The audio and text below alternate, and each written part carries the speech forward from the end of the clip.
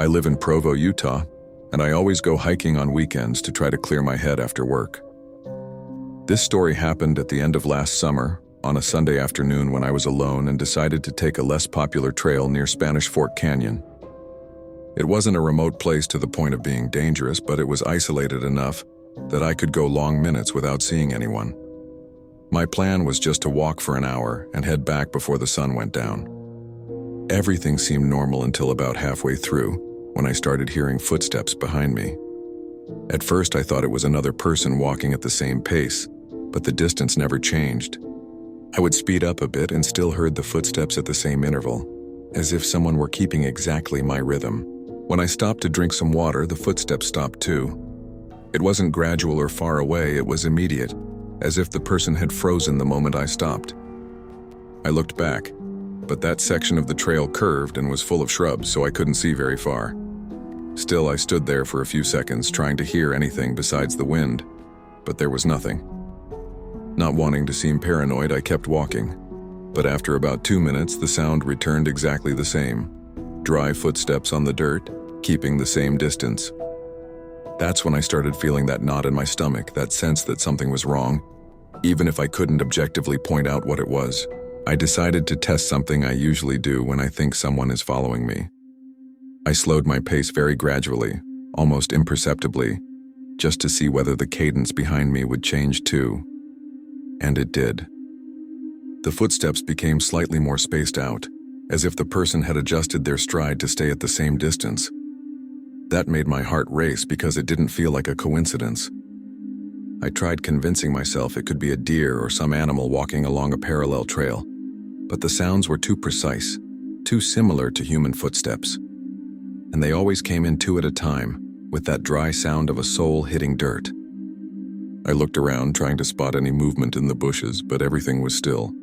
When I reached a more open part of the trail where the terrain is more exposed, I decided to pretend I was going to take a shortcut to a side path that I knew didn't lead anywhere. I wanted to see if the follower would appear at some point around the bend. I walked to the fork, turned my body as if I were entering the shortcut, and that's when I saw it. Between two large rocks on the other side of the main trail, a shadow pulled back too quickly, as if someone had hidden behind the boulder the very second they realized I was looking. I didn't hear any rustling leaves, no shift of air, nothing. I only saw the abrupt movement and then total silence. My whole body tensed, and for the first time I considered running back. I kept walking because I thought that if I ran, I might draw even more attention or worse, trip. The trail started getting narrower and quieter, and every step I took seemed too loud. I tried to listen for anything besides my own breathing, but everything was still. The only thing I could think about was that quick movement behind the rock. It didn't look like an animal, and it definitely didn't look like someone just trying not to startle another hiker. It had been too fast, too calculated. I walked as straight as I could, trying not to look back again because I felt that if I did, I might see something I wasn't prepared to see. When I finally got close to the parking area, I felt somewhat relieved because I could see my car from there. The place was completely empty, no other people or vehicles. From afar, everything seemed normal, but as I got closer, I noticed something strange in the reflection of the paint. The late afternoon light hid an irregular pattern, as if the paint had marks. My heart sank. When I reached the driver's door, my stomach flipped. There were long, continuous scratches running from the back door all the way to the hood, as if someone had dragged a metal object across the entire car. It didn't look like random vandalism. The scratches were all at the same height, parallel, made calmly. I stood there for a few seconds, trying to understand if someone could have arrived after I entered the trail. It didn't make sense. The parking area was small, and I would have seen or heard another car. There were also no new tire tracks on the dirt, and the only footprint there was my own from when I had stepped out earlier. I walked quickly around the car but found nothing besides those scratches. No strange footprints, no object that could have caused them. The silence around me felt worse now, as if the entire trail were paying attention to me. When I got into the car, I shut the door as fast as I could and locked everything. My hand shook on the key. Before starting the engine, I took a deep breath and tried to convince myself that some bored teenager could have done it, or someone who came on foot from some side entrance to the trail. But the more I thought about it, the less it made sense. No one would have followed my steps the entire trail, stopped every time I stopped, hidden behind a rock when I looked back, and then returned before me to scratch my car like that. The only logical explanation made everything worse. The idea that that person had never lost sight of me. I started the car and stayed for a few seconds looking in the rearview mirror before pulling out. The parking lot was still completely empty, just the dark mountains in the background and the weak wind hitting the shrubs. Even so, I had the feeling someone was nearby, maybe behind one of the abandoned pickup trucks that sometimes sit there, or hidden further up by the trailhead. As I maneuvered, the sound of the tires on the dirt seemed louder than usual, and that only heightened the feeling that I was drawing attention from whoever was out there. When I finally got onto the road, I realized my shoulders were completely tense, as if I were expecting something to suddenly appear in the mirror. The road back to town was short, but I barely remember any of it. I just remember keeping my eyes on the rearview mirror almost the entire way, waiting to see a headlight turn on behind me, or someone running out from the side.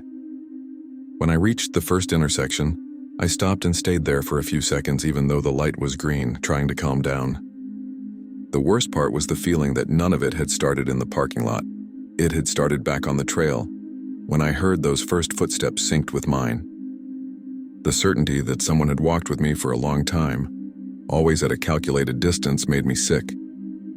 When I finally got home, I sat in the car for a few minutes before getting out. It was as if my body were waiting for some final sign that I still wasn't safe. I looked at the scratched paint for the third or fourth time, trying to find a pattern, some clue of what had been used to do it, but I couldn't identify anything specific. The scratches were too deep to be from a fingernail, but too irregular to be from a knife or a common tool. They looked like they were made by someone who dragged something just to make their presence known, not to cause real damage. I went inside and locked everything, including the chain lock I almost never use. I took a quick shower, but I still had the feeling of being watched, as if I had brought that presence back with me without meaning to. With every creak of the wood or noise from the street, my body reacted as if I were back on the trail, waiting for footsteps to repeat mine. That night, I couldn't sleep for more than 20 minutes at a time. Every time I woke up, I immediately looked at the window, expecting to see something moving outside. I ended up getting up around 3 in the morning, because I heard a noise coming from the garage. It wasn't loud, but it was the kind of sound you recognize immediately when you live alone. Something metallic vibrating, like someone had touched or lightly bumped the door. I grabbed my phone and walked to the hallway, but stopped halfway because I realized I was holding my breath, just like when I heard the footsteps on the trail. I stood there for 2 minutes, trying to decide if checking was worth it or if I was about to repeat the same mistake of looking when I should stay quiet. In the end, I didn't have the courage to open the door. I just pressed my ear against it and listened. There was no more sound, but the silence felt heavier than it should. I went back to my room and propped a chair against the doorknob, even though I knew it wouldn't make much difference. I lay on the bed without turning off the light, staring at the ceiling. I realized it wasn't the noise itself that scared me. It was the pattern. Everything happened the same way, always behind me, always at the right distance, always waiting for me to move first. I got up again around 6 in the morning, when there was already a bit of light coming through the gaps in the blinds. The first thing I did was check the garage through the living room window without opening anything. I didn't see anyone, but I noticed the door looked a bit dirtier than the day before, as if someone had leaned their hands or shoulder against it. I stood there for a few seconds, trying to convince myself that it could just be a buildup of dust. But I know that door, and that wasn't there last night. After that, I decided I needed to go back to the trailhead parking lot to look at my car more carefully, because I had the feeling I hadn't paid enough attention at the time. When I got there, the parking lot was still completely empty, just like the day before. And as I got closer to the car, I noticed something I hadn't seen earlier. The scratches were all at the same height, continuous, as if someone had walked around the car holding something long and rigid. They weren't random marks. It was one continuous motion. As I examined the scratches more closely, I felt that same strange sensation from yesterday, like someone was watching me from somewhere I couldn't pinpoint. The parking lot was completely silent, with no cars passing on the road higher up. Even the birds seemed too quiet. I walked around slowly, looking at the edges of the trail and the wooded area that began just past the first drop, but I didn't see anyone. Still, I was sure I wasn't alone there. The part that really made me feel sick was when I reached the back of the car. The paint was scratched in a different way, as if someone had stood there for a while, running the object up and down in the same spot. And on the ground near the bumper, there was a piece of dark stone with a chipped corner that didn't look like it belonged there. I picked it up with my fingertips. It was damp, as if it had been held recently. That was the moment I realized I needed to leave. The trail, the silence, the object, everything felt way too wrong. When I finally got inside the car, my hands were shaking too much to get the key into the ignition on the first try. I locked the doors and spent a few seconds just breathing, trying to figure out if I was overreacting or if there really was someone there messing with me, or worse. I started the engine and left quickly, but not fast enough to miss what might appear behind me, because I wanted to see if someone would come running out of the woods or the trail. No one appeared. The road was completely empty, and I only started feeling a little better once I reached the busier section and saw other cars' headlights. When I got home, I stood looking at the scratches on the car for a long time under the garage light. They were the same height as the thud I heard when I touched the rock where the shadow hid. There were no different tire marks nearby, nor any signs of animals. I still don't know who was following me on that trail, or for how long. But since that day, I've never hiked alone on isolated trails again, and every time I hear footsteps behind me, even in crowded places, my whole body freezes for a second. Story 2. I live with my wife in Macon, Georgia, and last year we took a short weekend trip to visit her mother, who lives about 2 hours away in a very rural area. I was driving, and it was already early evening when we took a secondary road to cut the distance. That part of the region is very empty, just fields and patches of forest, so at first I didn't think much of it when I noticed a black sedan appearing behind us. What started bothering me was the way it kept exactly the same distance, even when I unintentionally slowed down or sped up. It didn't look like someone trying to pass or someone in a hurry. It was just too constant. After about 15 minutes of this, I mentioned it to my wife, and she kept looking through the side mirror trying to see the driver. The road was dark and had no lighting, so all we could see were the headlights and the outline of the car. She said it might be a coincidence, but I was already getting tense. I decided to take an even smaller route, a little road off to the right that almost nobody uses at night. I made the turn quickly without signaling, just to see if the car would stay behind. But when we entered the smaller road, the sedan appeared a few seconds later, turning the same way without hesitation. When I realized the car had turned behind us without even slowing down, my stomach tightened immediately. That smaller road was practically deserted, with only a few scattered houses and long, empty stretches. My wife started telling me not to stop under any circumstance, and I agreed. But I also didn't want to keep driving without understanding what was going on. After about 5 minutes, we saw the light of a small convenience store, the kind that stays open late because of truckers.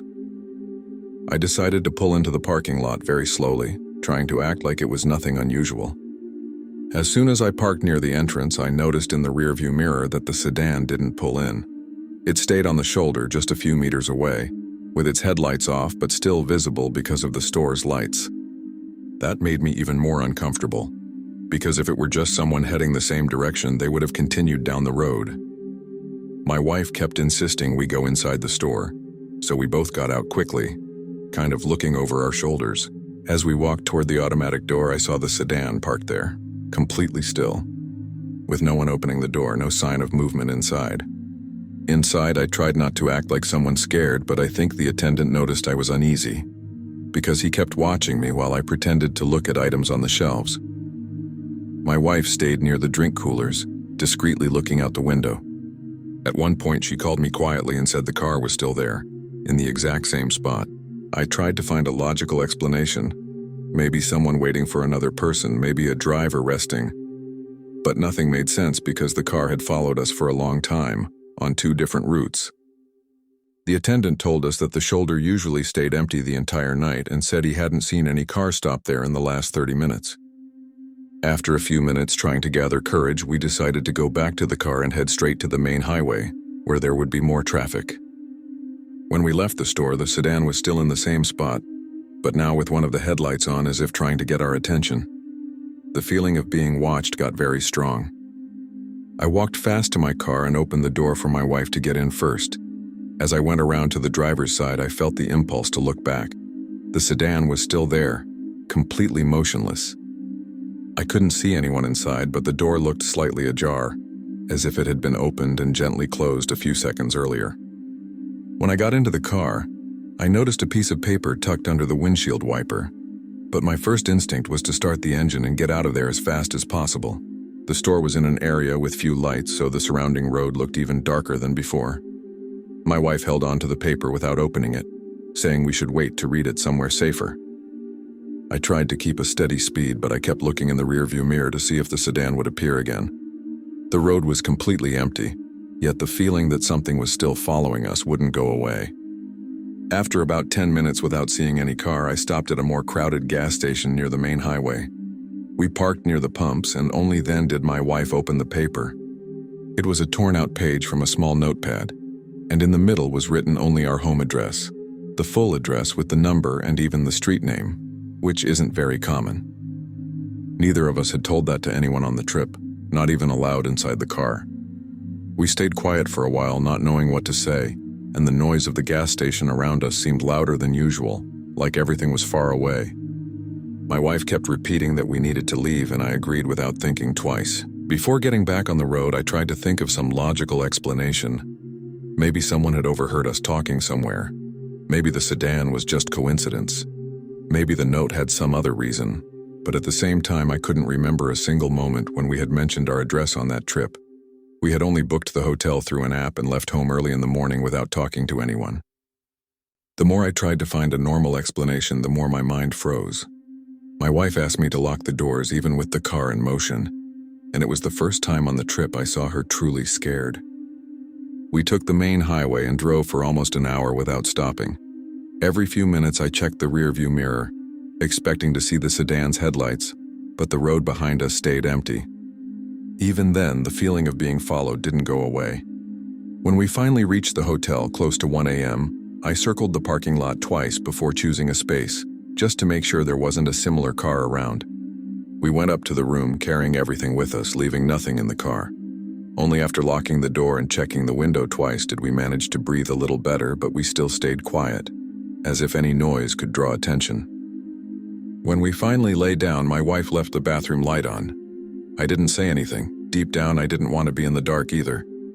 The note was inside the backpack, but it felt like it filled the whole room, as if that small folded paper were a silent threat. I tried to fall asleep, but each car passing on the road in front of the hotel made me tense up. The slight vibration of the window, the distant sound of tires on asphalt, everything made my body lock up. It was like I was waiting for that sedan to show up in the parking lot at any moment. I woke up about 2 hours later because I heard a dry noise like someone touching the door handle of the room. I stayed still in bed, holding my breath, trying to figure out if I had dreamed it or not. I looked at the door and saw only the shadow of the hallway light under it. No movement, no sound. I stayed like that for almost 5 minutes, frozen, waiting for something to happen. When I finally built up the courage to get up and look through the peephole, the hallway was completely empty. No guests, no staff, nothing. Just that cheap hotel silence in the middle of the night.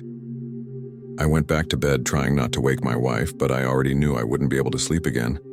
I stared at the ceiling, listening to every creak of the wood, every distant car. The note with our address seemed to pulse inside the backpack, as if reminding me that the situation was far from over. After about 40 minutes, I heard footsteps in the hallway. Light, evenly spaced footsteps. They stopped exactly in front of our door. There was no knock, no attempt to open it, just silence. I held my breath until the footsteps continued, slowly, like the person was walking away without any hurry. In the morning, when we went downstairs to check out, I asked the employee if anyone had been walking through the hallway during the night. He said no, that all the guests on that floor had checked in the late afternoon and there was no record of movement between 2 and 5 a.m. Before getting into the car to leave, I decided to take one last look at the parking lot. At the far end, near the exit to the road, there were fresh tire marks, as if someone had been parked there for a while. I couldn't say if it was the same sedan, but I haven't been able to think of anything else since.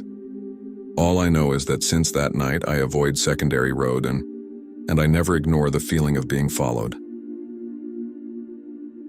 Story 3. I've been living alone in a small duplex in Colorado Springs since last year. It's a quiet area, especially in the late afternoon when almost no one is outside. That week I had been working from home, so I had gotten into the habit of watering my plants as soon as the sun started to go down. It was a simple, almost automatic routine. On that specific day, I was distracted looking at the leaves when I noticed movement in the corner of my vision, coming from my neighbor's porch on the right.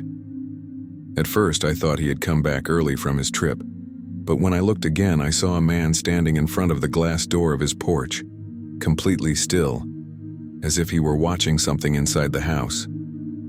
I spent a few seconds trying to understand if it was really a person, because he didn't move or tilt his head. Since I didn't want to scare myself for no reason, I texted my neighbor asking if he had come home. He replied almost immediately saying he was still in Denver and wouldn't be back until after the weekend. That's when I felt my stomach lock up. As I read the message, I looked up and the porch was empty, as if no one had been there. The glass door was still closed and there was no sound coming from inside. I stood there holding my phone with sweaty hands, trying to understand how someone could have left so quickly without making a sound. I went back inside and locked the door, trying not to panic too soon. That's when my phone buzzed again, a notification from my smart doorbell saying someone had come near the camera. When I opened the notification, the video showed something that made me genuinely uncomfortable. The camera had caught someone bringing their face right up close to the lens, as if trying to look inside my house. But the frame captured only half the face, literally just one eye and part of the cheek, as if the person were too close to the camera. You couldn't see a mouth, nose, nothing. The image shook a little, but you could tell it was an adult's face. What scared me was that the person didn't make any noise, didn't try to call, knock, nothing. They just stood there for about 2 seconds and then moved out of view without the sensors registering a direction. There was no exit alert, only the arrival alert. I rewatched the video several times trying to figure out if it could have been some kind of glitch, but the more I watched, the less sense it made. The street was completely empty. No shadows moving in the side walkway of the house, and yet someone had approached my door without me hearing footsteps. I walked around the house trying to calm down, but I felt as if someone were outside, standing in a spot where the cameras couldn't reach. I sent the video to my neighbor and he replied only with, "That's not someone who should be there." My heart started racing and I went to the kitchen to check if all the windows were locked. While I was doing that, I heard a very faint creak coming from the wall that separates my yard from his, as if something had touched it. I stopped in the kitchen trying to hear it again to make sure it wasn't just the house settling from the temperature. The sound repeated, this time a little louder, as if someone had leaned a hand or their weight against the wooden fence. I couldn't see anything through the window because the indoor lights reflected back at me, so I turned the light off and waited a few seconds for my eyes to adjust. When I finally saw the yard, everything looked normal, but the feeling that someone was hiding somewhere between the shadow of the wall and the corner of the fence wouldn't go away. I considered calling the police but kept rationalizing. It could be an animal, it could be the wind, it could be anything. The problem was that everything had started right after I saw that person on my neighbor's porch. To try to calm myself down, I went to the living room and sat on the couch with all the lights off, leaving only the hallway light on. I picked up my phone, re-watching the doorbell video, and pausing on the moments when the face appeared. The more I looked, the more one detail bothered me. The eye seemed too fixed, not blinking, as if the person had been so close to the camera that their expression was frozen. I increased the brightness and noticed that the reflection on the glass behind the face showed something strange, as if there were a larger shadow behind them. As I tried to make sense of that, my doorbell app buzzed again, this time showing only a short alert. Motion detected on the porch. The moment I saw the notification, I felt my hands start shaking. I couldn't even open the video right away. I spent a few seconds taking deep breaths because I was scared of what might show up this time. When I finally tapped the screen, the recording showed only the glass door of my porch completely dark, since I had turned off all the indoor lights. You couldn't see anyone, but the sensor only goes off with real movement. What made it worse was the fact that the video froze for half a second, as if something had passed too fast across the lens. I replayed the clip several times, trying to pause at the exact moment, but I could only see a dark blur that I couldn't identify. I actually stood up from the couch and walked toward the door, but stopped halfway because I felt that heavy sensation in my stomach, the one I only feel when something is really wrong. I tried listening for any sound, any step, any tap, but the only noise was my own heart pounding. I forced myself to peek through the curtain just a little, pulling it back just enough to make a small gap, and I saw nothing but my yard completely still. The porch chair was in the same place as always. The table too. Nothing had been moved. Even so, the feeling that someone was out there standing in some corner I couldn't see was so strong it made me nauseous. I stepped back and locked the extra latch on the door, as if that would do anything. I kept walking around the house trying to convince myself that all of this had a normal explanation, that maybe it had been an animal really close to the camera or some system glitch. But the thing I couldn't get out of my head was the silhouette standing on my neighbor's porch. That didn't look like a shadow, or a reflection, or someone passing by quickly. It was a person standing still, completely motionless, looking inside his house as if waiting for something.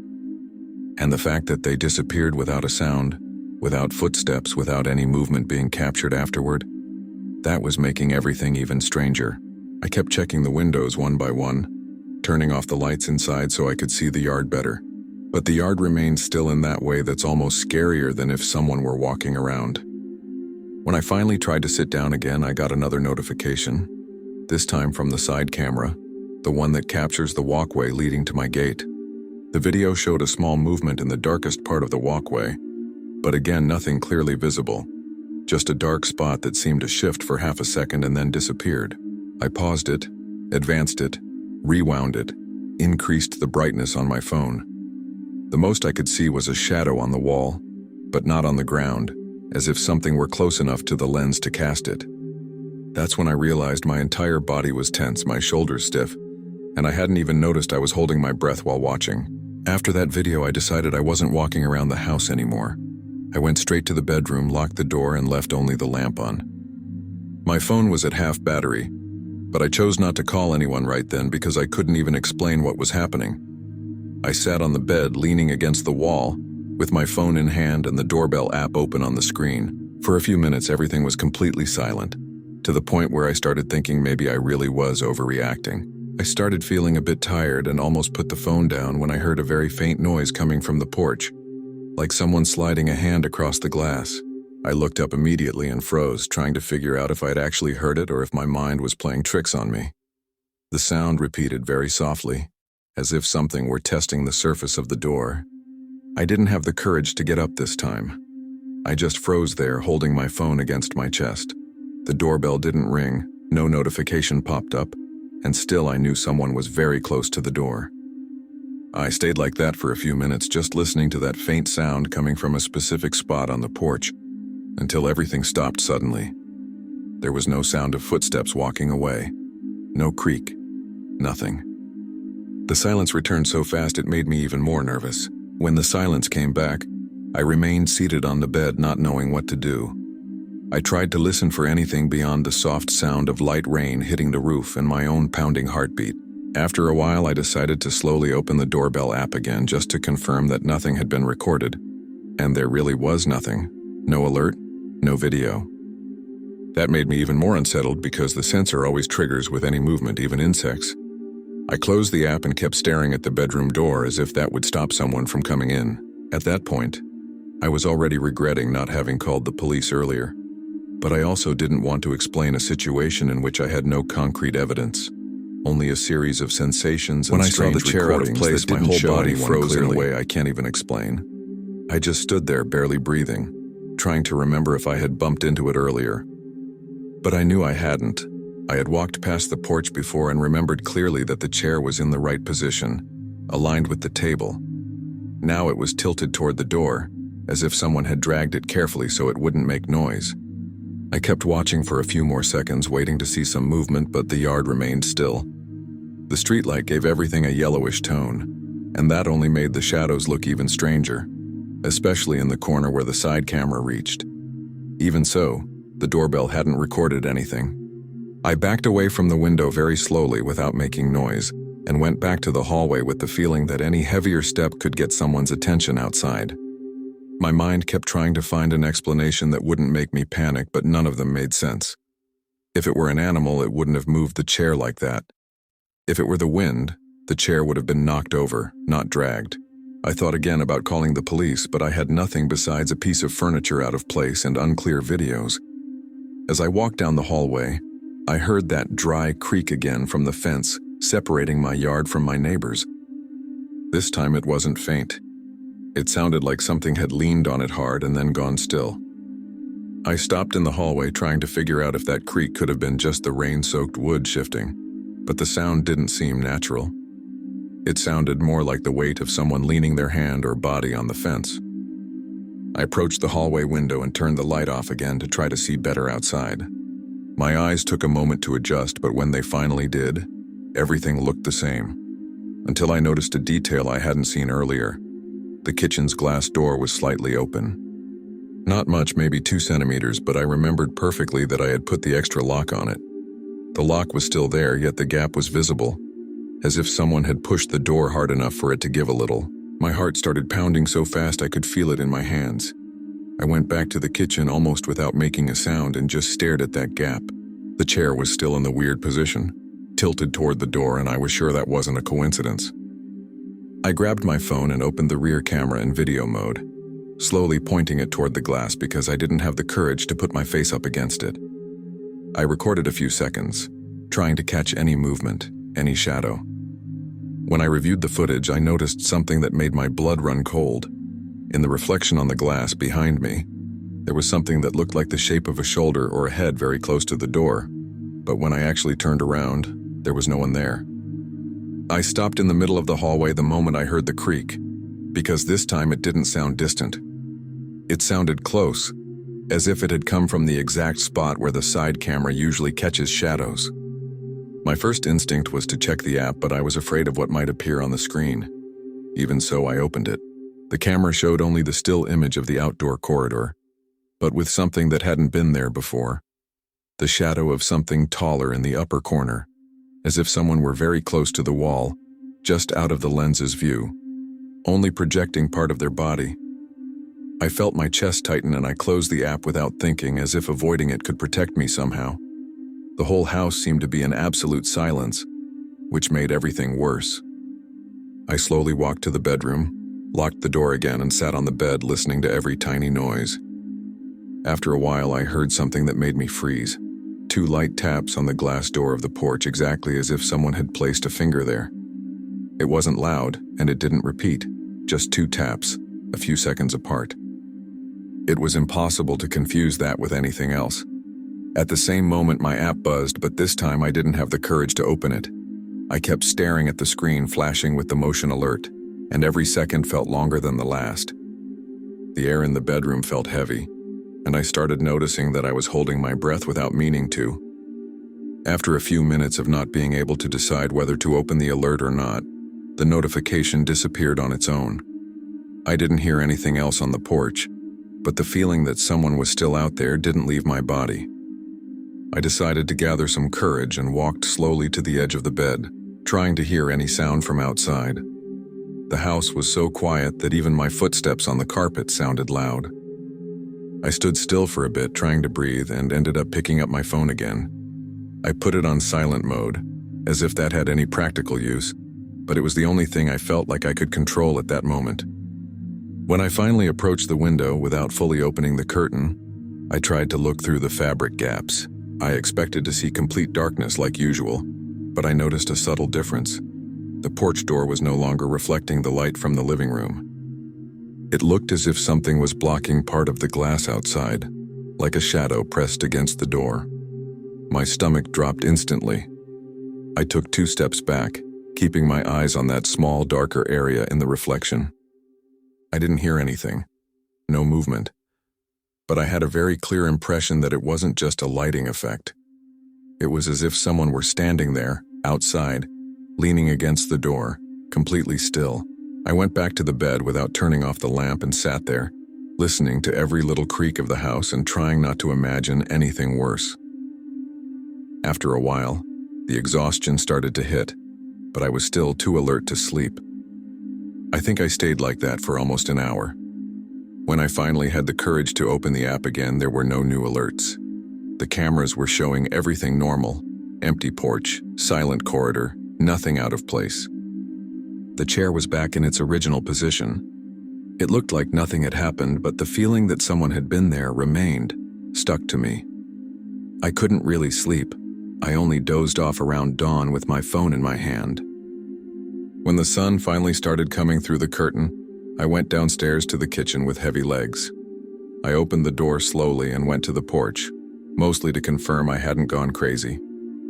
The first thing I noticed was the mark of 2 impressions on the glass in the lower corner, as if fingers had pressed there during the night. They were too high to be from a child, but too low to be random prints from someone walking by.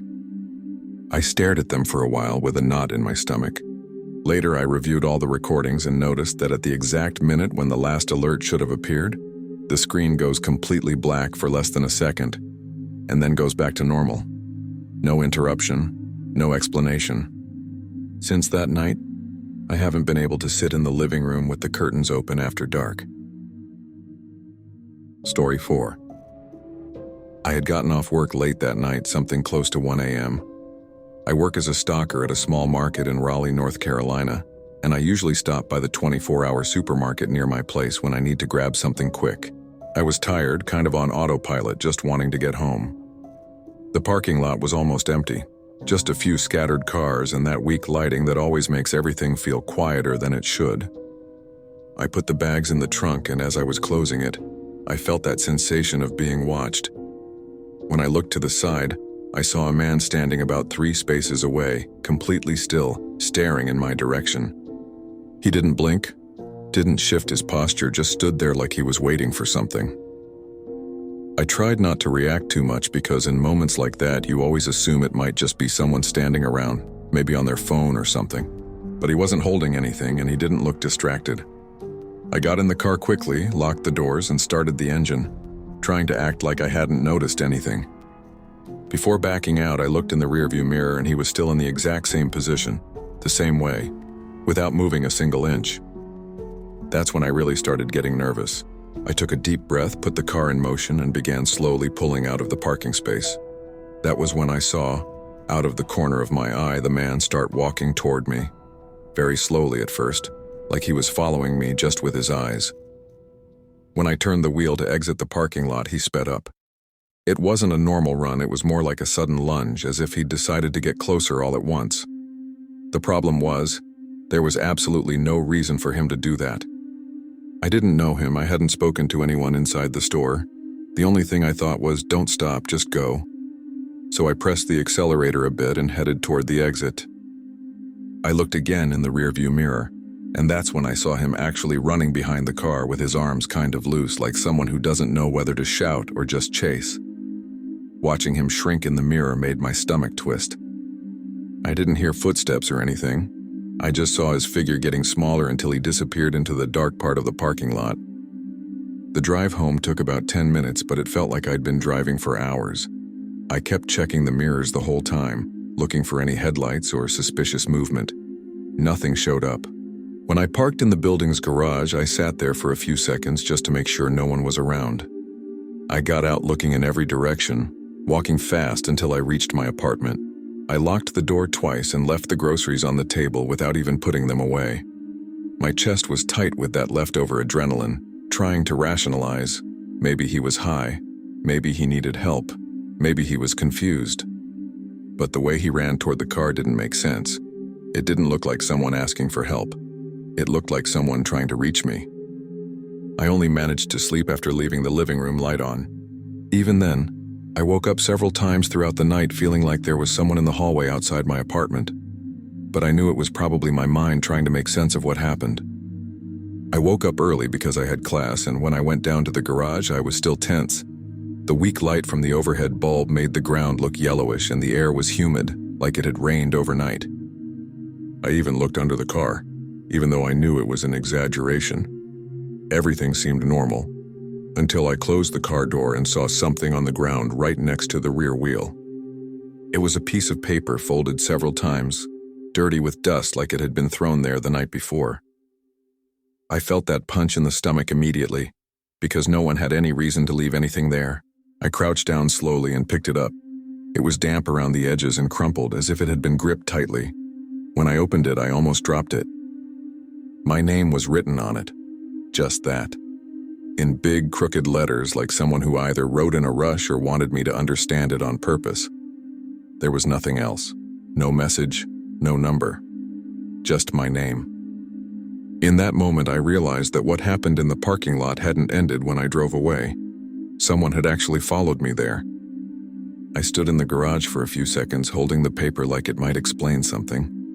The silence in that place made everything more uncomfortable, because I could hear only my own movements. My first reaction was to look around for a camera, someone near the parking spaces, any sign that this had been some kind of bad joke. But the garage was completely empty, no cars pulling in or out, no doors opening. I grabbed my phone to check if there had been any alert from the building's entry system during the night, but there was nothing. The only thing I could think was that someone had entered without being seen, and that made me even more nervous. I went back up to the apartment with the paper in hand, locking the door as soon as I got inside. I sat at the table and just stared at it, not knowing what to do. I thought about calling the police, but what was I supposed to say? A man stared at me in the parking lot, and today I found a paper with my name on it. I knew how that would sound. Even so, I couldn't just ignore it. I opened my laptop and started reviewing the garage recordings. The building has a camera in the hallway leading down there. I skimmed through the hours of the night, but nothing appeared. No figure entering, no shadow passing by. It was like no one had even come close to my parking space. The problem was the paper was there, and I knew I hadn't dropped anything the night before. After reviewing the footage several times, I started feeling that uncomfortable sensation of being watched inside my own apartment, even though I knew that didn't make sense. I went to the living room window and looked outside, but everything seemed normal. Cars passing occasionally, a few people walking quickly. Even so, I couldn't shake the feeling that the situation was bigger than just some stranger acting weird in a parking lot. The image of him standing 3 spaces away, staring at me without blinking, wouldn't leave my head. And the way he ran behind the car, it was like he knew I wouldn't confront him, like he already knew I was going to flee. I tried to go on with my morning as usual. I showered, got dressed, grabbed my things for class, but the folded paper was still on the table. I ended up putting it inside an envelope, not really knowing why. Maybe because I was afraid to throw it away and later regret it. As I left, I locked the door twice again and went down the stairs, paying attention to every sound in the building. When I finally reached the street and got into my car, I sat there for a few seconds before starting the engine, checking the mirrors to make sure no one was around. Still, that familiar discomfort crawled up my spine like I was being watched again, even though everything outside was quiet. Late in the afternoon, when I returned from campus, I parked in my usual spot and sat in the car for a moment, trying to gather the courage to get out. The building's parking lot was too quiet, and every empty space looked like it was hiding something. When I finally got out, I walked straight to the elevator without looking around, but something on the floor of the hallway made me stop. It was another folded piece of paper, just like the one from the supermarket. For a second, I seriously considered not touching it, but I ended up opening it. This time, it didn't have my name, just a time. 2:13 a.m., no explanation, nothing else. My heart started racing uncontrollably. I decided I wouldn't stay awake waiting to find out what it meant, so I put a chair against the door from the inside and left the lights on in the bedroom. Even so, I woke up on my own at 2:15, not knowing why. The apartment was completely quiet, but the building's intercom panel had a blinking light like someone had buzzed minutes earlier. When I checked the hallway cameras through the app, all of them were offline since exactly 2:13. There was no knock on the door, no footsteps, nothing. Since that night, I haven't gone home late again, and I stopped going to that supermarket altogether. I never saw the man again. But sometimes I still find folded papers in the parking lot, always in silence, like someone reminding me that they still know exactly who I am and where I live. Story 5. I live in Nashville, Tennessee, and I've been doing rideshare driving at night since last year. mainly after 10 when traffic slows down and the fares pay a little better. On the night this happened, I was having a calm streak of short trips, nothing unusual. It was already past 1 in the morning when I accepted a ride on a more remote residential street. But as soon as I turned the corner, the notification showed up as "canceled by passenger." That happens all the time, so I didn't think much of it. I kept driving down the street, which was practically empty. Just the weak streetlights and a silence that made everything feel kind of frozen. About 3 minutes later, while I was driving slowly because of the speed bumps, I took a quick glance in the rearview mirror, something I do out of habit when driving at night. That's when I noticed something that made my whole body freeze instantly. I could see a face in the back seat. It wasn't exaggerated, not a clear horror movie image. It was just the very clear impression of someone sitting there, as if looking forward. My body reacted before my brain. I slammed the brake and turned completely around. The back seat was empty. There was no one, no strange shadow, nothing out of place. Even so, I felt that deep discomfort you get when you know you saw something and your body reacts before logic can catch up. I stayed there for a few seconds trying to convince myself it was just fatigue, a reflection, anything. It was late, and I had been driving for hours, so it made sense to start seeing things that weren't there. Even so, I turned on the hazard lights, pulled over to the side of the street, and took 3 deep breaths before driving again. When I started moving, I noticed my hands were trembling a bit on the wheel, and that only made me more annoyed at myself. I know that street. I've picked up passengers there about 10 times. Nothing weird had ever happened. I tried to continue normally, but now I was avoiding looking at the mirror, which is nearly impossible when you depend on it to drive. About 5 minutes later, I stopped at an intersection, one of those wide avenues that are almost deserted at dawn. The light turned yellow and I slowed down, waiting for the red. That's when I noticed movement on the shoulder to the right. At first, I thought it was someone walking a dog, but I couldn't see an animal. The figure was walking fast, matching the speed of my car as I slowed down.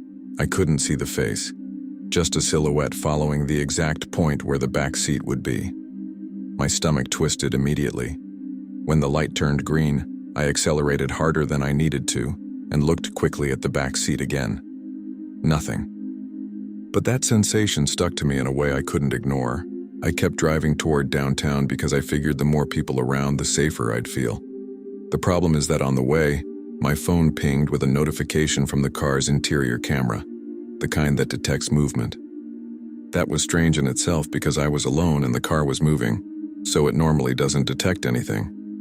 When I stopped at a red light, I opened the app to see what had happened. The footage showed the exact moment I had braked a few minutes before. In the video, the back seat sank a few centimeters, as if someone had sat there quickly. No face, no figure, just the fabric compressing and returning to normal. I closed the app immediately because I felt a chill run up my spine, stronger than anything I remembered feeling before. I decided I was ending my shift right there and heading home. I wasn't thinking clearly anymore and didn't want to risk causing an accident because I was nervous. I drove to a well-lit parking area at a 24-hour gas station to breathe and check the car physically. I opened all the doors, checked the floor, even looked under the mats. Everything completely normal. But while I was standing there, I heard a sharp noise from the side of the car, like someone had pressed a hand firmly against the metal. I walked around the car quickly, but saw no one. The street was empty and the gas station almost closed. Just one employee cleaning the counter inside. At that moment, I started wondering if I was being paranoid or if someone really was following me. When I got back into the car, I locked the doors automatically, something I normally don't even do there because the place is usually safe. Before starting the engine, I looked into the rearview mirror, this time very slowly, like my body was trying to prepare me for anything. There was no one in the back seat, but the fact that I felt the need to check bothered me. I started the car and pulled onto the main avenue, trying to keep my mind focused on the road. But at every stoplight, I had the impression of seeing someone walking on the sidewalk, always aligned with the back seat, as if following the car from a distance. In all those moments, when I looked directly, there was nothing. But the pattern repeated and I couldn't ignore it. On the last stretch before getting home, I had to drive down a narrower, dimly lit street. That was when something happened that made me lose what little rationality I had left. A notification from the interior camera popped up again, this time saying, "Movement detected in back seat." I accelerated a bit, even though I knew it wouldn't help, since the street was straight and empty. I pulled over 3 blocks before home, parked crookedly, and opened the app with trembling hands. The video showed the back seat sinking slowly, much slower than before, as if someone were settling into it. The car was moving in the footage, so it made no logical sense. I closed the app immediately and just wanted to reach home as fast as possible. When I finally got to my street, I stopped in front of my garage and sat there for a few seconds, trying to gather the courage to check the mirror again. I knew I had to look before getting out because the last thing I wanted was to step out of the car feeling like someone was behind me. I took a deep breath, turned slowly, and the seat was normal, with no sinking at all. Even so, something felt wrong. The air inside the car was warm, but the fabric on the seat looked darker in some spots, as if it had absorbed moisture or weight recently. I touched it with my fingertips. It was cold, like it had been in the shade for hours, even though I had used the heater at the end of the drive. I got out of the car almost running and went inside without looking back. I locked the door, turned on all the lights in the living room, and forced myself to stand still to process what had happened. I still had my phone in hand and it vibrated again. It was another notification from the interior camera. Movement detected in back seat. The car was locked, turned off, and completely dark in the garage. The video showed only a few seconds, the seat sinking again as if someone had placed their hand or leaned their body weight on it. No one visible. Just the movement and the soft sound of the upholstery giving way. I stood in the middle of the living room with the phone in my hand, trying to think of any explanation that wouldn't make me sound insane. I thought about a sensor glitch, temperature changes warping the fabric, anything that sounded logical. But I know that car. I spend hours in it every day. I've never seen that happen. Not on cold days, not on hot days, not when the car sat unused for weeks. Even so, I tried to convince myself it was a system error, because the alternative made me feel like I had brought something with me during that drive. I barely slept that night. Every noise in the house made me look down the hallway, expecting to see someone standing there. When morning finally came, I went to the garage with my heart racing. The car was the same as before, locked. But when I opened the back door, I felt a faint, damp smell, like clothes stored for too long. On the seat, 2 deep impressions, one on each side, exactly where someone's legs would rest. And on the camera screen, the last notification recorded at 3:12 a.m. Movement detected. I swear I haven't opened that video to this day. Story 6. I was traveling for work through rural Louisiana, something I do at least 4 times a year because of client visits. I usually stay in bigger hotels, but this time I needed to save money because the company cut some reimbursements, so I ended up choosing a very simple roadside motel. I arrived around 9 at night, exhausted, just wanting to shower and sleep. The room wasn't exactly comfortable, but it was clean enough, and the noise from the highway sounded distant. I left my suitcase near the table, turned on the air conditioner, and watched TV until I started dozing off. Around midnight, I woke up to the clear sound of heavy footsteps in the hallway, as if someone were walking back and forth with a bit of urgency. At first, I thought it was just another guest arriving late, but the footsteps continued, pacing back and forth exactly in front of my room. Then I heard my door handle being tested, first lightly, then with more force. The metallic sound of the mechanism shifting snapped me fully awake. I sat up in bed without making a sound, trying to figure out whether someone had mistaken my door or if this was a real attempt to get in. When I finally gathered enough courage, I walked slowly to the door and looked through the peephole. The hallway was completely empty. There was no one there, not even a moving shadow or any sign that someone had just walked by. The fluorescent light fixed on the ceiling made everything feel even stranger, because it was bright enough to see clearly all the way to the end of the hall. Even so, I could still hear that faint metallic click, like the handle had been touched seconds earlier, and it made me even more uneasy. I stood there for a few minutes, waiting to hear if the footsteps came back, but the silence had taken over the entire floor. I thought about calling the front desk, but I felt a little silly. After all, I hadn't really seen anyone. Still, I picked up the phone and called. The clerk told me there was no record of any guest on my floor at that hour, and the only employee on duty was downstairs doing the shift audit. The calm way he said it only made me feel worse because it seemed impossible that I had imagined such a clear sound. I went back to bed, but left the TV on the lowest volume I could, just to have some background noise while I tried to relax. About 20 minutes later, just when I was starting to calm down, I heard the handle again. This time it wasn't a light test. It actually turned, as if someone were trying to open the door continuously, but without enough force to break the lock. My body reacted immediately. I sat up straight in bed, unable to move or even breathe properly. The TV was still on, but the sound felt distant. I got up slowly and went back to the peephole, trying not to make a sound. I looked again, expecting to see some drunk guest or someone messing around. Again, nothing. The hallway was completely still, as if nothing had happened. I stepped back a few feet, and before I could even think, the handle turned again, this time followed by a sharp click like someone insisting on the movement, almost as if trying to convince me to open the door. I pressed my back against the wall and stood there, trying to make sense of what was happening. What made me the most uneasy was that this time I hadn't heard any footsteps approaching before the attempt. It was as if the hand was already on the handle before any sound could be made. I stood there holding my phone but couldn't bring myself to dial anything. I just listened, waiting for the noise to stop. When the sound finally stopped, I stayed there for a few seconds, trying to decide whether this was real or if I was just overtired. I decided I needed some kind of proof of what I was hearing, so I went to the table, grabbed my power bank and phone charger, and left them near the bed in case I needed to leave quickly. When I walked back toward the door, I noticed something I hadn't seen before. The metal of the handle was slightly fogged over, as if someone with damp hands had touched it seconds earlier. I ran my finger over it and felt it was cold, much colder than it should be inside the room.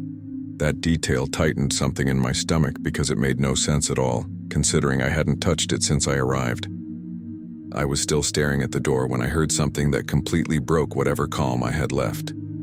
A faint scraping sound coming from the bottom of the door, like something was being dragged across the carpet in the hallway, right up against the threshold.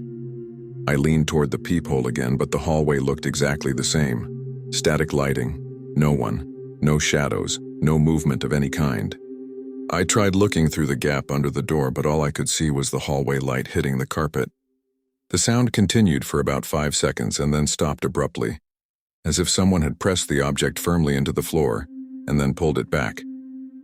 I froze, listening for any change in the air, any vibration, anything that might prove this wasn't just in my head.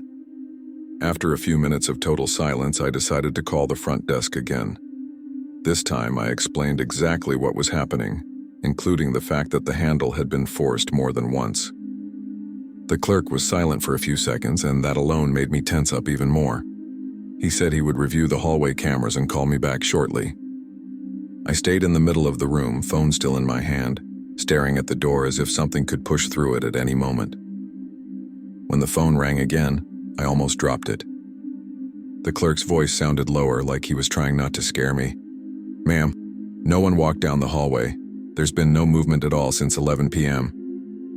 I asked him to check again, and he insisted he had watched the footage several times. Even with his answer, I couldn't lie down. My whole body felt restless, like someone was still standing right outside the door. I grabbed the small side table and propped it against the door. Not that it would stop anyone, but it gave me the feeling I'd have an extra second if the door opened. I sat on the bed and kept the TV on again, trying to focus on the faint sound so I wouldn't panic completely. That's when I noticed something for the first time. The shadow of the door handle on the wall shifted slightly, as if it were vibrating. I looked quickly at the door, but the handle was completely still. The shock was so sudden my legs tingled. I tried convincing myself the shadow came from the TV or a car passing outside, but the room was completely silent and the curtains were closed. The TV, positioned where it was, couldn't possibly cast a shadow at that angle. I got up slowly, silently, and approached the door again to double-check the handle. It was still motionless, but the air felt different, colder right in that spot of the room. I pressed my hand to the door and the surface felt way colder than it should have. That's when the phone rang again. Another jolt that nearly made me drop everything. I answered immediately, and the clerk asked hesitantly if I could come down to the front desk whenever I felt comfortable.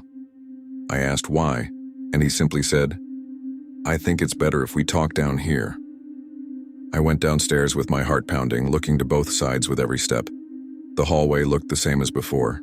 Lit, empty, too quiet. The clerk looked uncomfortable when he saw me. He showed me the hallway footage on the monitor, and what I saw made me even more nervous. The camera showed my door handle turning on its own, exactly the way I had heard it.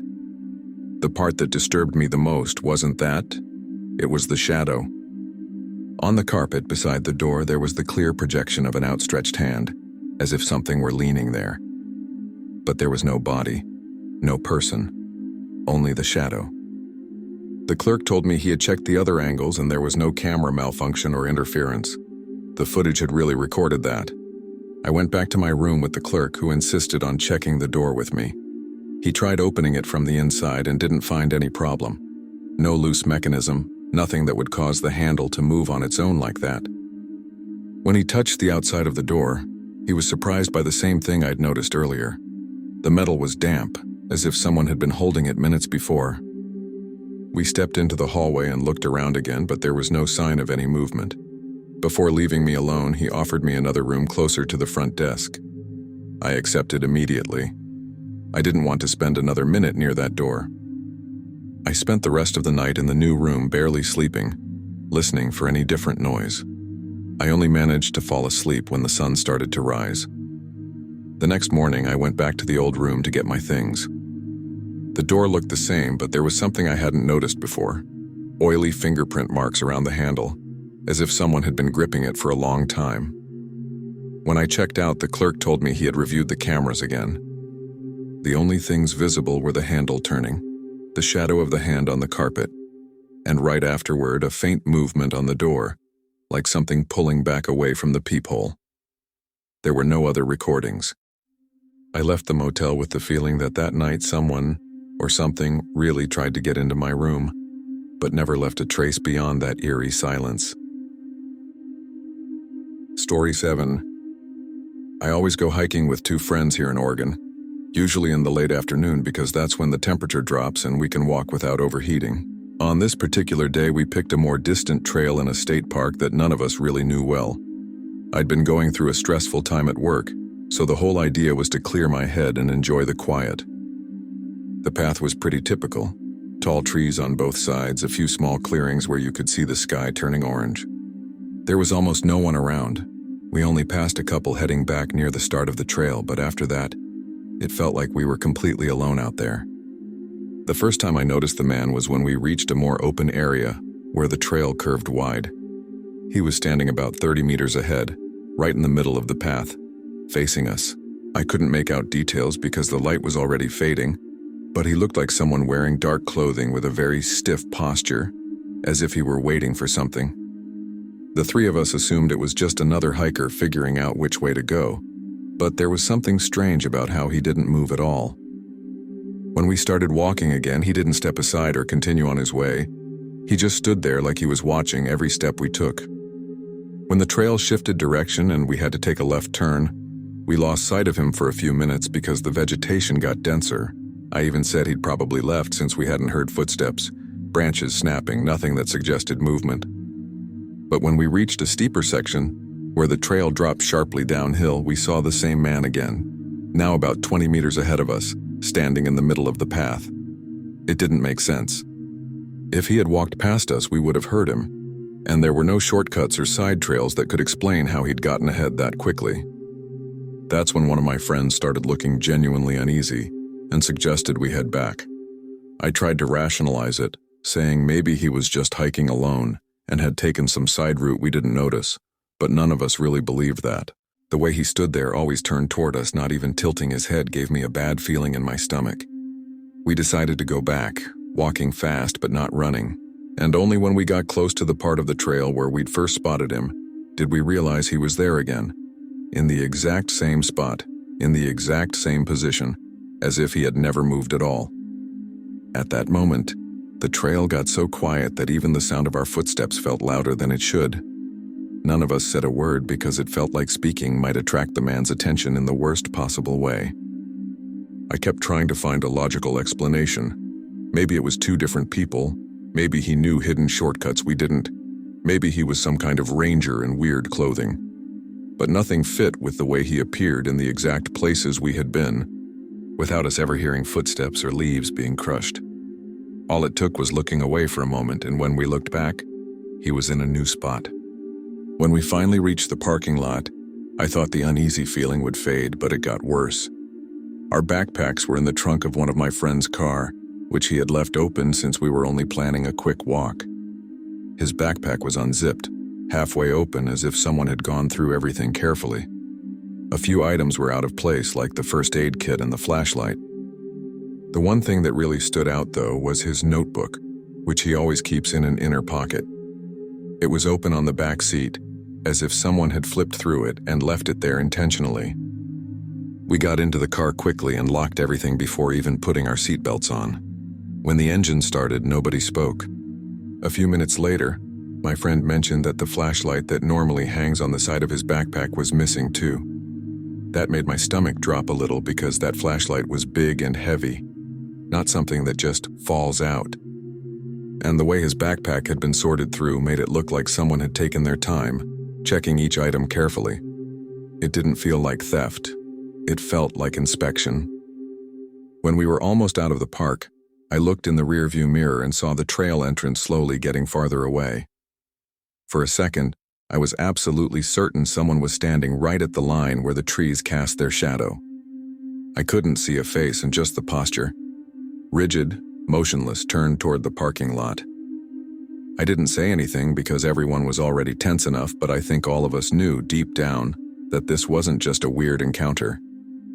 It felt like someone had been testing how far they could follow us, and I have no desire to find out what would have happened if we had stayed a few minutes longer. Story 8. I moved into this basement room in Columbus, Ohio, right after my divorce. It was a temporary solution while I saved money to rent my own place. The homeowner, a lady named Diane, lived upstairs and said she barely used the basement area aside from the laundry room. The room itself was simple, with worn carpet and a small ground-level window that opened directly to the backyard. On the first day, I thought the air felt a little stuffy, but it was clean enough so I didn't think twice before signing the month-to-month lease. I just wanted peace, a place to reorganize my head and try to get back into a routine. That first night, I was still getting used to the different kind of silence in the neighborhood. It was much quieter than the apartment I'd lived in before, around 10-something. I was sitting on the bed scrolling on my phone when I heard a faint sound coming from the window, like someone had tossed a handful of dirt against the glass. At first I assumed it was just an animal passing by, since the backyard had tall grass near the fence. I ignored it, but then I heard it again. This time a light tapping sound, almost like someone pressing a fingernail against the glass. That noise snapped me to full alert, because it was way too specific to be wind or an animal. I sat still, trying to listen more carefully without getting close. The whole room was silent. I could only hear my own heartbeat speeding up. About 10 seconds later, another sound came. Not a tap this time, but something like a very short, muffled whisper, impossible to understand. My first instinct was to assume it was some kind of outside interference, maybe someone walking on the sidewalk.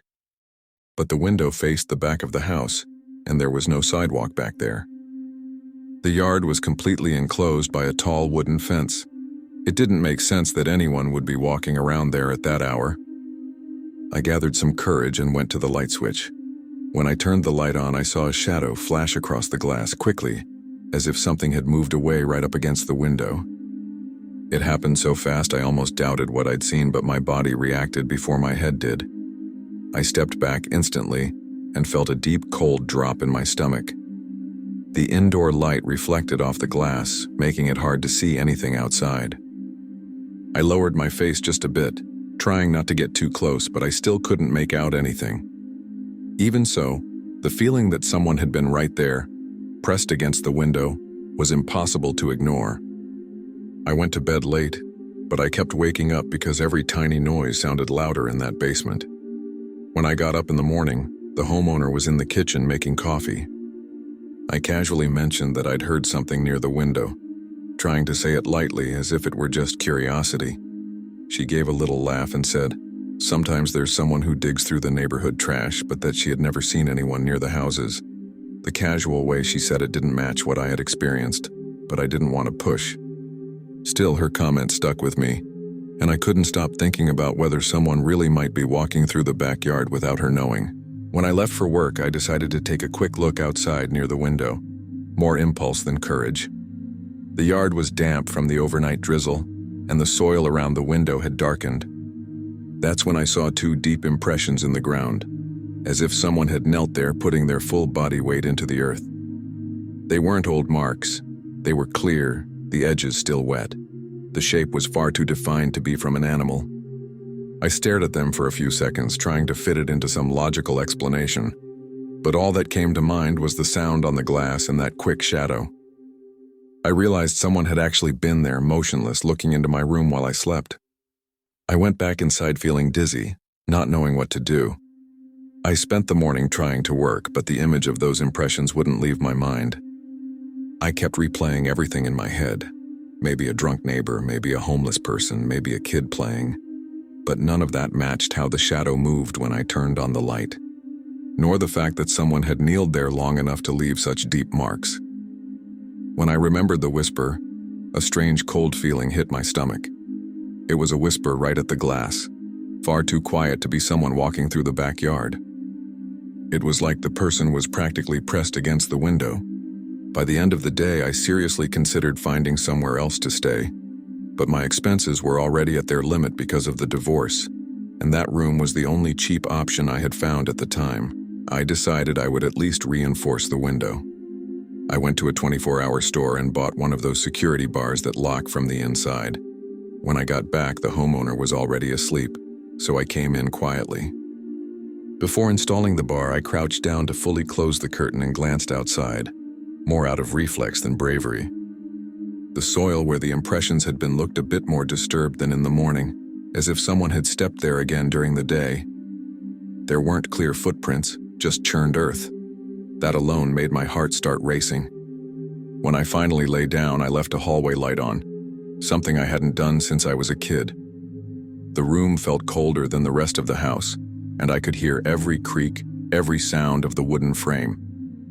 Around 2 a.m, I started to doze off, but I woke abruptly with the feeling that someone had touched the glass again. I got up slowly, trying not to make noise, and stood frozen in the middle of the room, just listening.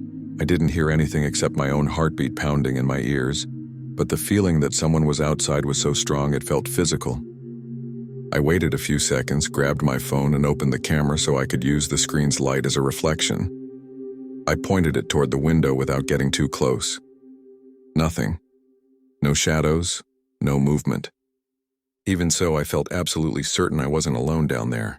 In the morning, when I left for work, I crouched again to check the ground. The knee marks were still there, but there was something new. 2 round, deep impressions, exactly where someone's fingertips would be if they rested their hands in the soil. I stood there trying to figure out if they were recent or if I had missed them the day before. The problem was that they were fresh, like someone had touched the ground not long ago. My whole body tensed, a strange sensation rising up the back of my neck. The only thing I could think was that while I slept, someone might have been out there again, kneeling in the dirt, watching through the basement window. I've never left a house so fast in my life. Story 9. I've been working as a night security guard at a public school here in Virginia for almost 3 years now. And honestly, I've always considered this shift way too calm. The rounds almost never involve more than checking doors, walking around the sports field, and sometimes calling maintenance when a light keeps flickering. On the night this happened, I was going through a complicated time in my life, worrying about bills and a recently finalized divorce. So I kept myself busy at work to avoid overthinking. It was a cold night around 10:40, and I had just checked the gym locks and was heading toward the field next to the bleachers, when I noticed something that didn't seem strange at first. The silhouette of someone sitting on top of the metal fence that separates the field from the parking lot. At first, I genuinely thought it was some track team student who had stayed late, maybe waiting for a ride. The nearest street light didn't reach that part of the fence very well, so all I could see was a small figure, legs swinging slowly. I walked toward him with my flashlight pointing down. I didn't want to scare anyone, just understand why a kid would be there that late. But as I got within about 30 feet, I realized he was completely still from the waist up, as if staring straight at the main building. I said, "Hey, you okay up there?" Trying to keep my voice calm, and at that moment he simply slid down to the opposite side of the fence, disappearing behind the bleachers. I didn't hear footsteps, running, or even the metal structure rattling. He just vanished. When I reached the point where he had climbed down, I expected to see some movement, to hear the sound of someone running or trying to hide behind the bleachers, but there was nothing. The area there is open, and the grass always makes noise when someone steps on it. I shined the flashlight into every corner, including under the bleachers where students sometimes leave bottles or backpacks. Nothing. No breathing, no shadow, not even that strange tension you feel when someone is close. It was as if he had never been there at all. Even so, I went all the way around the field, passing by the scoreboard area to make sure the kid hadn't gotten hurt or fallen somewhere. Everything was empty. The only thing I noticed was that persistent cold wind cutting across the field, the kind of cold that feels heavier than it should. Still, I tried to rationalize it. I thought maybe it was a younger student fast enough to run to the side exit without me hearing, or maybe a neighborhood kid using the field as a shortcut. But something had bothered me since the moment I first saw him. The way he stayed there, motionless, staring at the school building, without shifting his torso, without turning his head, without reacting when I spoke to him. He looked like a kid, but the way he was sitting didn't match any kid I had ever seen. That thought kept drilling into my mind as I walked back to the main building. I decided to check the cameras before continuing the round, just to reassure myself and see where he had gone. When I pulled up the recordings, I stared at the screen for a few seconds before even pressing play. The camera closest to the field had a clear view of the area where I had seen the kid, and right away I spotted him there, sitting on the fence, lightly swinging his feet, exactly as I had seen in person. But on the recording, he didn't look restless or fidgety. It was the opposite. He was completely still from the waist up, as if frozen in place. I zoomed in, but the image became too grainy. Even so, you could see the outline of his head turned directly toward the school building, not looking away even once. I fast-forwarded a bit and realized that for nearly 20 minutes he remained in that exact position, not moving his arms, not turning his head, not doing anything that suggested he was a normal kid killing time. The strange part is that when I appear approaching him, you can see the kid sliding off the fence slowly, but the camera never shows him walking. He just appears on the ground in one frame, and in the next he's already gone. I thought it was a camera glitch since we do have some blind spots, but when I checked the corridor that leads to the side exit, the footage was normal, and still showed no one passing through. Seeing that started to mess with my head, because I knew exactly what I had seen from a few feet away. I was close enough to hear the faint rattle of the fence structure shaking, but in the recording, it looked like he never took a single step away from where he'd been sitting. I went to the spot where he had supposedly climbed down to see if I could find any clues. The grass there usually gets pretty marked when someone steps on it, especially after the light rain earlier that evening. But there was nothing. No footprints, no flattened patch, no small sneaker prints. I moved the flashlight slowly across the area, trying to find any indication that someone had run or even hidden behind the bleachers, but it was as if no one had touched the place at all. The silence made me even more uneasy, because normally you can hear some noise from the nearby highway, but at that moment, it was like everything had gone completely quiet. I went back inside, still trying to convince myself I had misread the situation, that maybe it was a neighborhood kid jumping the fence, and the camera just didn't catch it clearly due to the lighting. But as soon as I sat at the desk to finish my report, I noticed a detail that made me freeze. On the main gate camera, around 10 p.m., you can see the kid standing outside the fence, staring directly at the sports field. He doesn't try to come in, he doesn't move, he just stands there as if waiting for something. And the creepy part is that based on the camera angle, his face is partly covered by shadow, but you can clearly see he's staring straight at the school, as if he knew exactly what time I would be patrolling that section. I rewound the video several times because something felt wrong about the way he moved. It wasn't the natural motion of a child or teen. It was like every change in position happened through tiny, subtle jumps, almost imperceptible, as if the camera had lost some frames. But the system was working perfectly with no errors during that time frame. The kid stayed on the fence for long minutes, swinging his feet in an almost mechanical way, until suddenly stopping, as if he had heard something coming from the field. In that moment, he slowly turned his head, directly toward the spot where I appear later during my regular patrol. But I wasn't even there yet. He was looking at the exact point where I would be minutes later. When I fast-forwarded to the moment I decided to go check it out in person, I felt a kind of cold in my stomach that I still can't explain. The kid climbs down from the fence effortlessly, no jumping, no bracing his hands. He simply vanishes from the frame, as if he went down the wrong side of the fence, where there's a nearly 6-foot drop. I switched to the next camera, the one covering the path beside the bleachers, expecting to see him running or hiding, but there was nothing. Just the wind moving the little flags tied to the poles. Even so, when I turned off the monitor, I had a very clear feeling that someone was standing outside the building, right behind the glass door. I left the monitoring room to do another patrol, trying to convince myself I was just spooked because of the hour. The school is in a relatively calm area, and we had gotten some reports of teenagers jumping the fence to hang out on the courts after hours. But when I reached the area near the bleachers, the silence felt wrong, heavy, like the air itself was off. Not even the noise from the highway beyond the trees could be heard. I walked slowly, aiming the flashlight at the ground, and noticed light impressions in the dirt, as if someone had been standing there for a long time. They weren't defined footprints, more like compressed patches of soil. And they were small, fitting the size of the kid from the camera. As I walked past the side of the building, I heard a faint metallic sound like a quick tap on the handrail of the access ramp. I shined the flashlight but saw nothing. Still, the metal bar had a fresh streak on it, as if a damp hand had slid across it seconds before I arrived.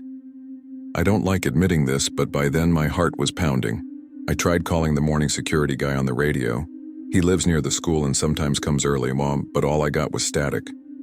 Deep down, I knew I was alone.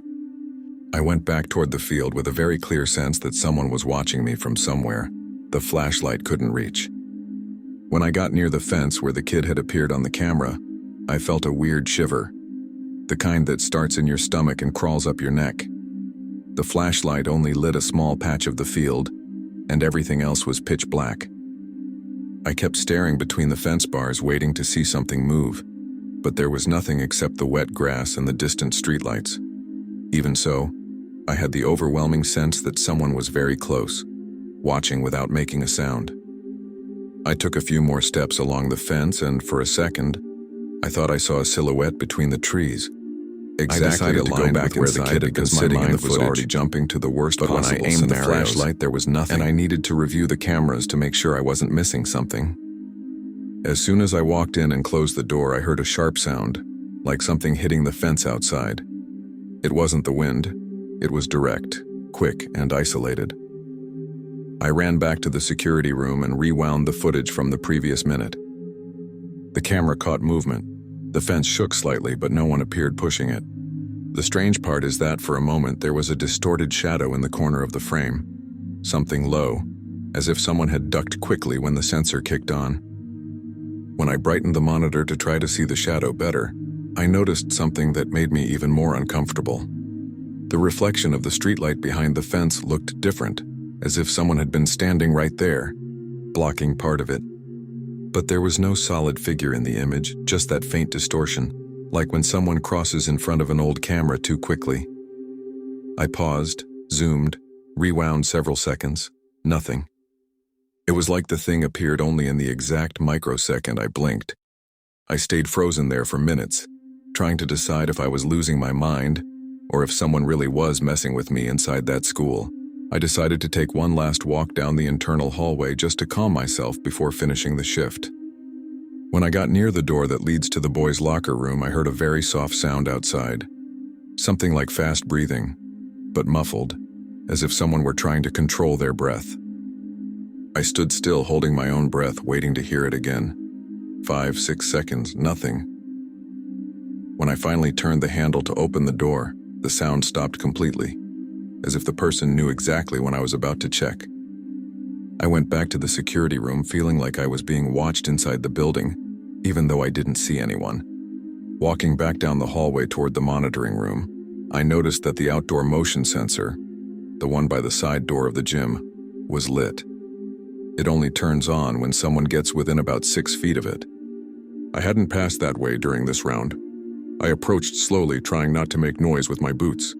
When I pressed my face to the glass, I could see the dark field and the line of trees in the distance. There was no wind, nothing moving the branches, but the sensor stayed lit, as if someone were standing exactly in the blind spot of my vision. I watched for almost a minute, waiting for any movement. Nothing changed, but the sensor refused to shut off. When I got back into the monitoring room, my stomach dropped. The field camera showed the kid again, but this time he wasn't on the fence or anywhere near it. He was standing in the middle of the field, facing the building, directly in line with the door I had just looked through. He wasn't moving. I checked the clock. 3:17 a.m. I blinked once and the feed skipped a few frames, a normal recording glitch. When the image stabilized, the kid was gone again. I stood up so fast that the chair slammed against the wall. I ran through the building, locking every door twice. I didn't see anything else that night, but before leaving, I walked through the field again. I left the floodlight on just to be sure. In the center of the grass, exactly where he had been standing, the ground was flattened in a small circle, as if someone had stayed there for a long time. I'm really grateful for staying until the last minute. It's always good to know that you're here, listening to every detail. If you liked it, comment which part was the scariest for you. And of course, sign up to keep listening to stories as dark as this one. See you in the next video.